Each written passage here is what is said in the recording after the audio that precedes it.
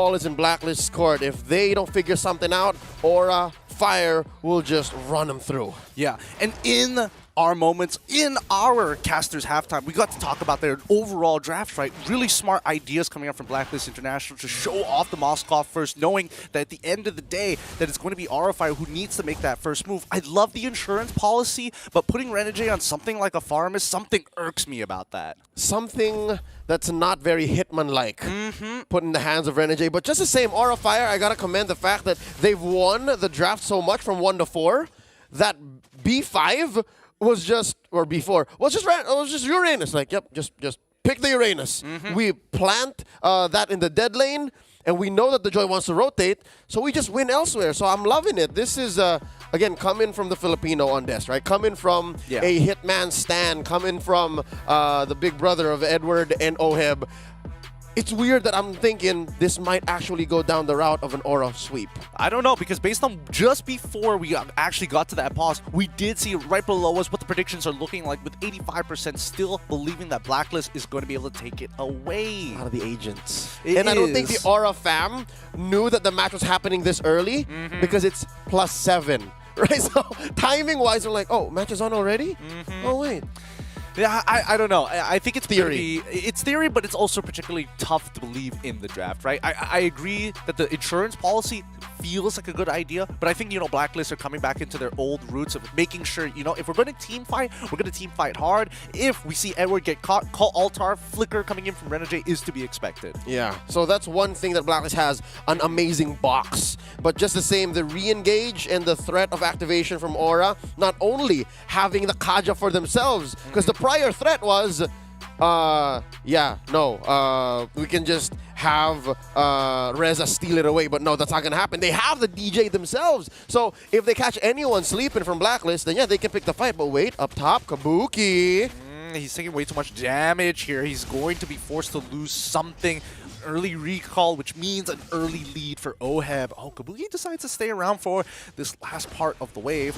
They can't punish it just yet, as well as High making sure that he's covering, but notice that even the Valentino was trying to make a move. Yep, we see that Reza is going off of momentum from game 1. He played an amazing, Valentina game. So he's basically pressing load save game. Now bottom lane, this is a matchup that I think both of them have to make the most of. Again, clear it, and then they know that they both don't want to stay there. This is very much akin to a Lapu-Lapu Terizla matchup, but this time around it's very rotation-based. It's very like, yeah, I'll stay and then go as quickly as possible. And that's what we're seeing here. How deep Aura is. Look at that. Dang, Vaughn actually playing that really, really well. Able to steal away at least one camp to get the EXP lead. It hasn't really turned it into a full lead just yet, but both sides just refusing to use the Retribution. Edward getting ready for the electrifying beats. He's stacking it up fast. The box comes down, and Hades tries to get into the middle of that pit. He takes it away with the call Altar as well. First blood achieved by Oheb as they make it back out. Renegade wants a little bit more, but High is going to walk away scot-free. Pot Levy is going to make it easy for Renegade to walk back, and will try and force him to recall as soon as possible with the Ionic. No, he's not going to die here, right? No, Palevi, don't do it. He flickers forward to try! He tries anyway! Renegade gets to live and gets a free battle spell. Yep, he used the Shadow Stampede, the maximum potential. And again, this is what you get when you have an XP laner who has amazing instincts and mechanics put into a roam position. It didn't work very well in game 1. I'll have to admit, that wasn't the best Cho game for Renegade. But here, he's making up for it by taking an inch or several inches away from Aura Fire's massive lead from game 1. And this is a much better position for Blacklist already. Now, the 1v1, the 2v2. They move towards that top side. They're trying to punish Oheb. Oheb is able to step away. High, unable to punish just yet. He doesn't have his flicker. And we reset, so a little bit of breathing room. You see here that Kabuki is threading the needle. He's looking at how much he can get away with and how much he can force Oheb to either overextend or misread the situation, because again, yes, this is what you were describing, Gideon, as the insurance policy. A late game Moskov does not put in as much fear as most, but here we go. The call Altar has already been popped. High ends up dying regardless. The Renegade, now the clap back from Blacklist International. Retribution's traded on both sides. So now they back off. The reset once again with 20 seconds left on the clock for the next upcoming turtle. What I was trying to say is there is very few things more scary than a late game Moscow. We've seen it yesterday in the hands of Sasa, but now Haji with an RWM. What can he do? Oh, he's getting way too low here. Hades has a free decimate. He gets it, but the kill still goes over to Haji. And Hades, he's holding on to the decimate. He knows that's not my place to take the kill, right? Let's get Haji ahead of the game, and then we can start taking this neutral as they get right onto it. Oheb is trying to keep Pahlevi back, and Consecration has already been blown. Falls back into the motor coils, and the RWM from Reza is going to try to keep Hades in check, gets him down, and now it's anybody's game. Anybody could be stealing away this turtle, and who gets it? It falls into the hands of Pahlevi with a fully stacked Ionics Edge.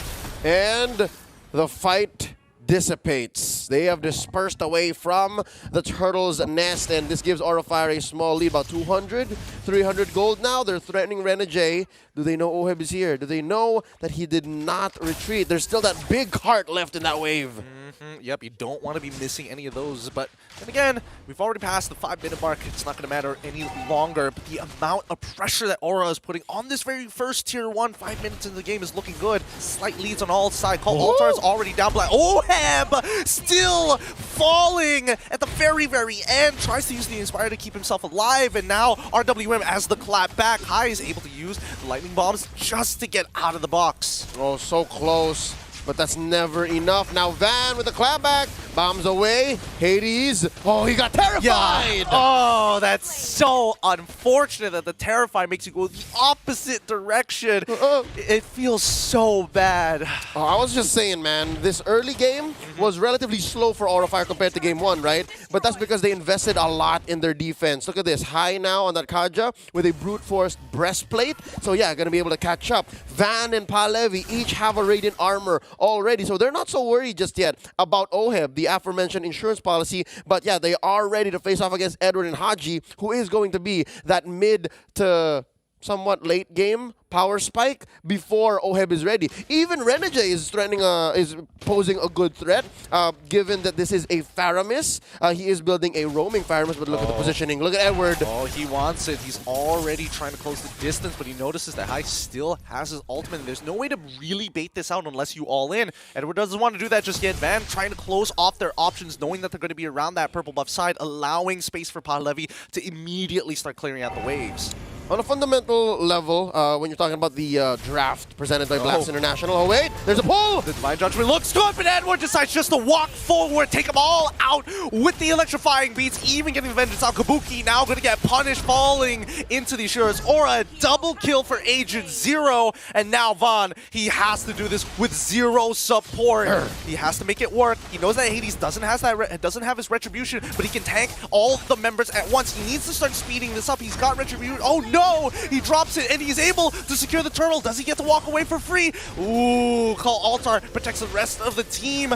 And now Vaughn, he's just taking the damage slowly but surely. Don't tell me he survives this. And it's Edward who's able to pick him off just in time. Gets that last dash in on time to punish Van. Could have sworn he was going to walk away. He could actually, given the regen and of course the tough boots that saves him from all the CC.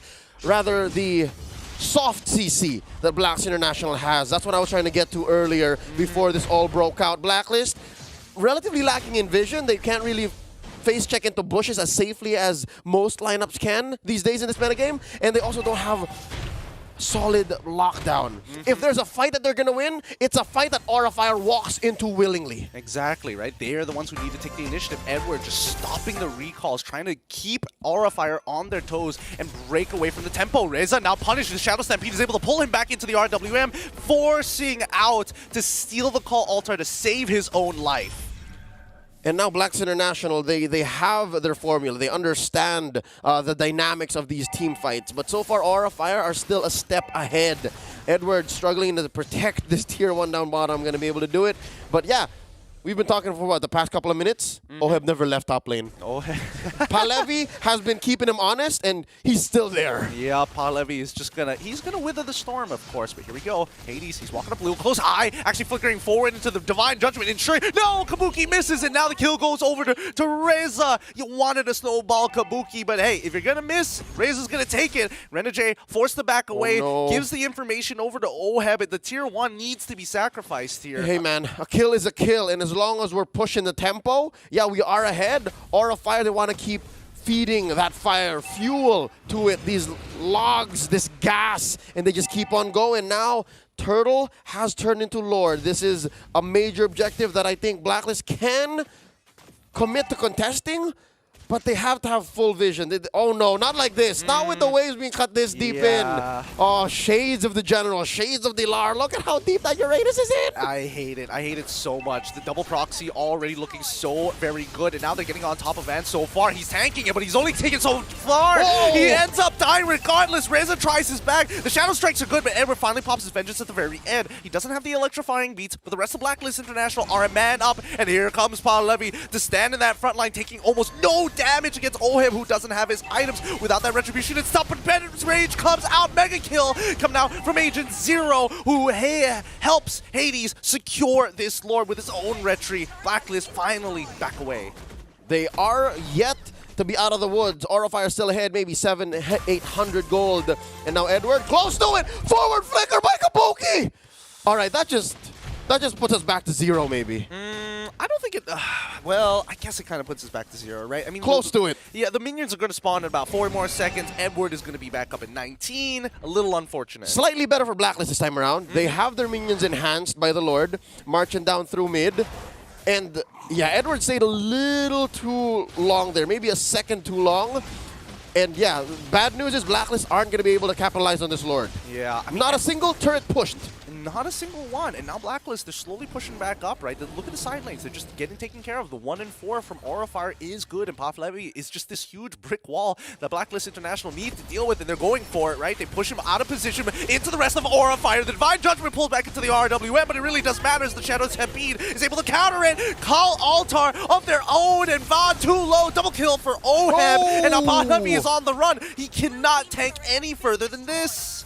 Late entry by Agent Zero was key there. He was the additional bit of damage that BLACKLIST needed to force the issue, to change Aura Fire's tempo. And because of that, yeah, they're going to death ball on through to convert. That's bottom tier 1 taken, top tier 2 taken. Oheb's going deep, and now they just need to continue this tempo. They just need to continue on this path. BLACKLIST International, for the first time in the series, ahead by about 1,000. Yeah, I mean, you got to give it to Renegade right now, because he is making sure that High is having a tough time finding these Divine Judgments, right? You need to be able to kind of pull them away. That's the big key thing about the not the Kadita, but the Kaja. But man, that Shadow Stampede has been so sharp each and every time, pulling him back. Yep, and that's the tempo breaker. That's one of the few ways that BLACKLIST can be punished in this position that they're in now. 12 minutes in, 11 kills for BLACKLIST International, but mind you, Aura Fire have made the most of the 6 that they've gotten. Really, they've put this game in a standstill, and it's BLACKLIST who's trying to claw through. Conceal play set in by Renegade. They want Palevi, but they realize it's just not worth their time. They don't see anybody else other than High on the map, and since they backed off, it's just back to housekeeping, right? Top side, bit of a slow push. Don't know what the HP of the minions is, but it's slightly in favor of Aura Fire, so that should start collapsing sooner rather than later. Bottom side, even finally, the housekeeping is here, but BLACKLIST International sticking as 5, and especially since Lord is coming up in 13 seconds, Aura Fire have done their housekeeping. Yep, and because of that, we're back to deadlock. Gold at equilibrium.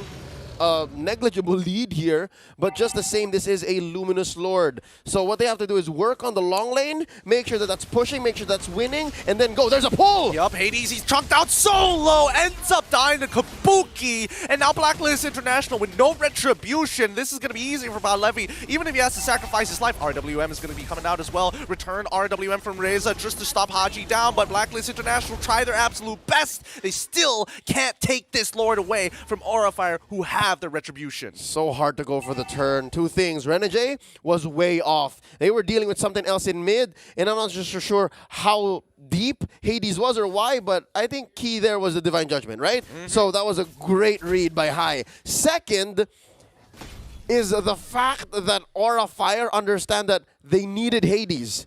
They needed Hades, and that Pa Levy drew so much already from Blacklist, made it all the more a sure win. So yeah, this puts Aura Fire back up 2,000 gold, and the map is clearly blue. This is going to be difficult for Blacklist, but luckily they have a great high ground defense.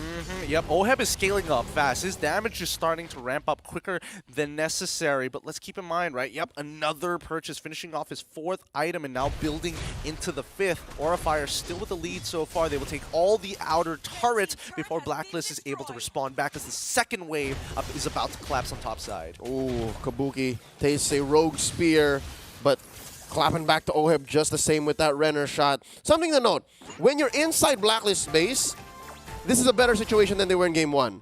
The Cho isn't as great in comeback defense plays as the Pharom is. So yes, this is a good spot to be in for Blacks International if they're going to stay in. But for now, though, I'm not so sure. Oh, they've cordoned off High! Yeah, High. He still has the flicker. He could try to make something happen, but the rest of his teammates are just way too far away, and there was no reason to be that far in the first place. Blacklist International get a free punish, but man, this just shows how important it is to clean up your room before you go to an event. That's right. That's what they call the mandatories, the upkeep.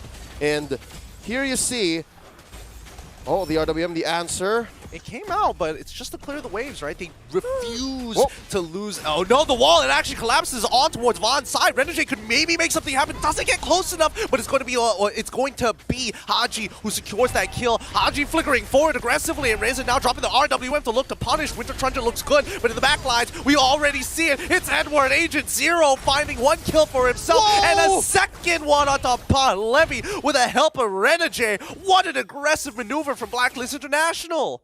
And that's what happens. Again, a lot of the fights that Aura Fire are going to lose are fights that they walk into. And with that, Blacks International pummeling on through, penetrating through mid. A huge win for them. Top lane goes as well. Oh, it's just a matter of time. Yep, does Kabuki have the ultimate? RWM is going to come out to make sure that Kabuki can actually do it. And they still have one. Vaughn tries, but it's too late. The Retribution does not connect. Blacklist